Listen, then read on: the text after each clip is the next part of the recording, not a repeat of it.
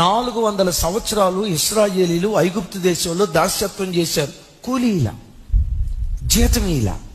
జీతం అడిగితే ఏమన్నారు?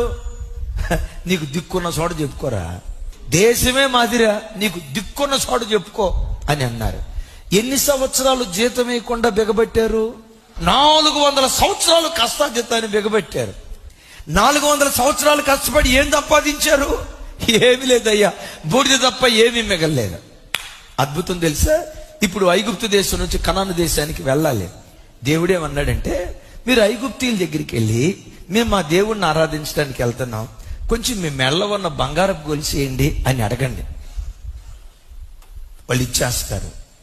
కూలే బిగబట్టిన వాళ్ళ దగ్గరికి వెళ్ళి మీ బంగారపు గొలుసేయండి అని అంటే ఎట్టిస్తారయ్యా? నువ్వు అంటాం, మేమేంటాం, నువ్వు భలే ఓడివయ్యా, వాళ్ళు కూలే బిగబట్టిన బ్యాచ్ అయ్యా, నువ్వు ఊరుకో భలే చెప్తున్నావు. డెఫినెట్ గా నేనైతే అనేవాడిని. కానీ విచిత్రం ఏంటో తెలుసా? ఇశ్రాయేలీయులు అనలా, దేవుని మాట పట్టుకొని వెళ్ళారు.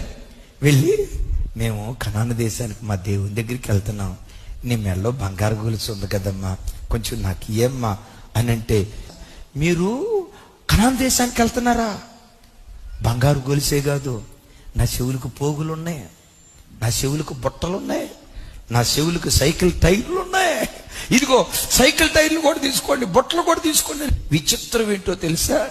ఐగుప్తు దేశపు ఇళ్లల్లో ఉన్న బంగారం అంతా ఇశ్రాయేలీయుల చేతుల్లో పడితే రాత్రికి రాత్రే బహు ఆస్తితో కనాను దేశానికి బయలుదేరారు.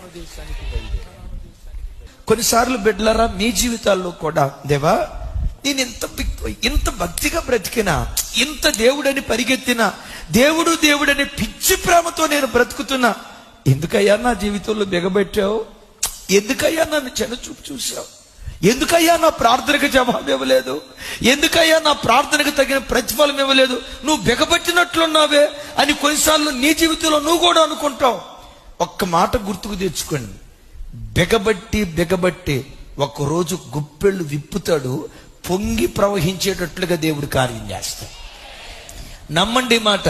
బిగబట్టి ఒక్కసారి గుప్పెళ్ళు విప్పుతాడు. బిగబట్టాడు ఒక్కసారి విప్పాడు. నీ జీవితంలో కూడా దేవుడు ఆ కార్యం తప్పకుండా జరిగిస్తాడు. ఆ రోజు వరకు ఓపికతో ఎదురు చూడు. బిగబట్టాడు, అయ్యా ఎంతకాలం బిగబడతావు? విసిగిపోవద్దు. బిగబట్టి ఒక్కరోజు ఆకాశపు వాక్యులు విప్పుతాడు. విప్పిన తర్వాత, ఇది కళ నిజమా? నీ స్థితి చూసి నీవే మురిసిపోయే దినాలు నా దేవుడు తప్పకుండా నీకు అనుగ్రహించును గాక.